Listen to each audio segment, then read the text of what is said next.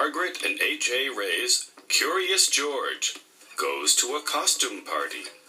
Illustrated in the style of H.A. Ray by Martha Weston. This is George. He was a good little monkey and always very curious. One day, George and his friend, the man with the yellow hat, were on their way to a party at Mrs. Gray's house. George could not wait. He liked parties, and he was looking forward to seeing Mrs. Gray. But when the door opened, George did not see Mrs. Gray at all. He saw a witch. "Don't be afraid, George," said the man with the yellow hat. "This witch is our friend." The witch took off her mask. It was Mrs. Gray after all. "Oh dear," she said. "Did I forget to tell you this was a costume party?" George had never been to a costume party before. Inside, he saw more people that he knew. They were all wearing costumes. There was his friend Betsy, dressed up like an astronaut. And was that Bill? Why, he looked just like a mummy. George wanted to wear a costume, too. "I have some dress-up clothes upstairs," said Mrs. Gray. "Would you like to use them to make a costume, George?"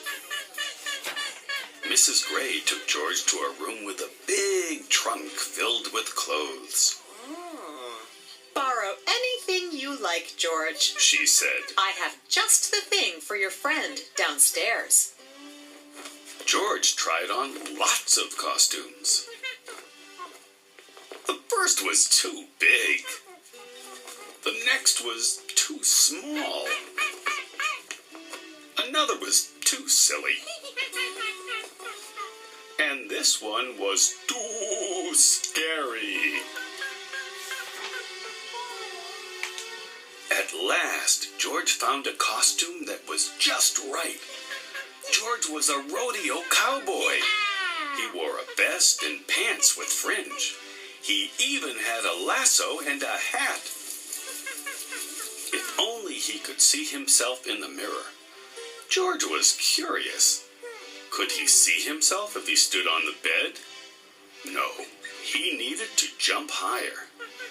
George bounced on the bed, just a little, but still he couldn't see. He bounced a little more, and a little more. Soon, George was having so much fun, he forgot all about looking in the mirror. He bounced as high as he could until... Crash! George bounced off the bed. He smashed into the night table and got tangled up in the tablecloth. Suddenly, everything went dark. George heard the people downstairs gasp. Oh, what was that? Was that a ghost? A ghost? George did not want to meet up with a ghost alone. He dashed out of the room and down the hall. He wanted to get back to his friend in a hurry, and he knew the fastest way. He hopped onto the stair rail and sailed, whoosh, down the stairs. It is a ghost! Someone screamed. Everyone turned. They looked scared, and they were looking at George.